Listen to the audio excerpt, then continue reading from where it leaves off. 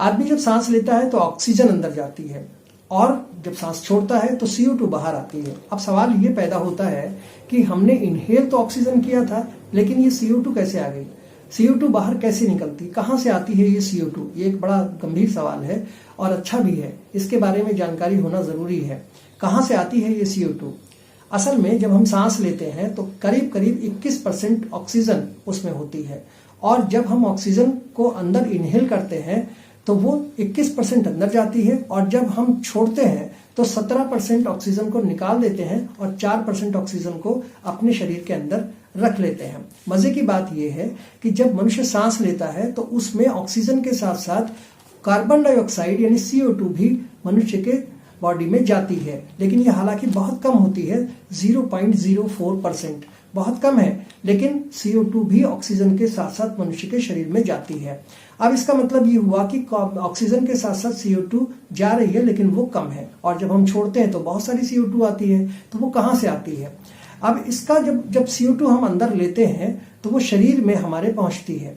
उसके बाद जब हम सांस लेते हैं तो जैसे हमने सांस लिया, तो सांस जब हम लेते हैं तो वो फेफड़ों में जाता है।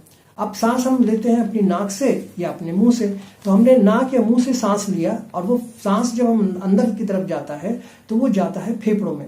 अब फेफड़ों में एक जगह होती है, यानी लंग्स में, फेफड़ों को हम लंग्स कहते हैं, लंग्स में एक जगह होती है एल्वेली। एल्वेली में जाकर ये सांस इकट्ठा हो जाता है। लंग्स में एल्वेली एक जगह होती है, ALVEOLI। एल्वेली में जाकर ये जो है आपका सांस इकट्ठा हो जाता है। अब वहां पर जो है ऑक्सीजन अपना हीमोग्लोबिन जो है वो ब्लड उसे अपना अब्सॉर्ब कर लेता है, और उसके बाद ब्लड जो है वो उसे कोशिकाओं तक यानी सेल्स तक पहुंचा देता है। अब होता क्या है कि जैसे हम कुछ चीज जो भी खाते हैं, चाहे वो रोटी खाएं, चावल खाएं या कुछ भी खाएं, तो अमूमन हर चीज में थोड़ा बहुत ग्लूकोज जरूर होता है। कुछ चीजों में ज्यादा होता है, कुछ में कम, लेकिन ग्लूकोज सब में होता है। तो जो सेल है यानी कोशिकाएं हैं वो ऑक्सीजन और ग्लूकोज को मिलाकर एनर्जी बनाती हैं।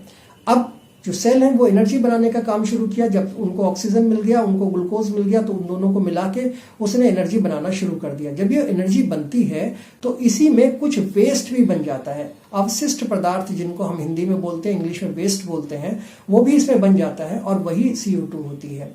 जैसे कि मान लीजिए कि आप एक फैक्ट्री में काम कर रहे हैं, तो फैक्ट्री में जो प्रोडक्शन होता है, तो जो जिस चीज का भी प्रोडक्शन होता होगा तो वहां कुछ अच्छी चीजें बनती हैं, यानी जिसका आप प्रोडक्शन कर रहे हैं वो अच्छी चीज हो गई, और उसके साथ साथ कुछ वेस्ट जरूर बनता है। तो इसी तरह से जब आप ऑक्सीजन को अंदर लेते हैं तो ऑक्सीजन जब अंदर जाती है तो वो सेल जो है ऑक्सीजन और ग्लूकोज के साथ मिलकर आपके लिए अच्छा तो काम कर रहे हैं, लेकिन वहां कुछ वेस्ट भी बन जाता है, और उस वेस्ट के रूप में CO2 होती है।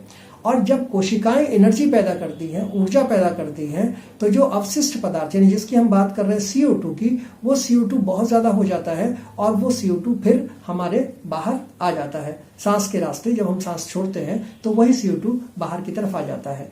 आपको ये जानकारी कैसी लगी? इस पर अपनी राय जरूर दीजिएगा, लाइक कीजिएगा, कमेंट कीजिएगा, और मेरे चैनल को सब्सक्राइब भी कीजिएगा। Thank you so much.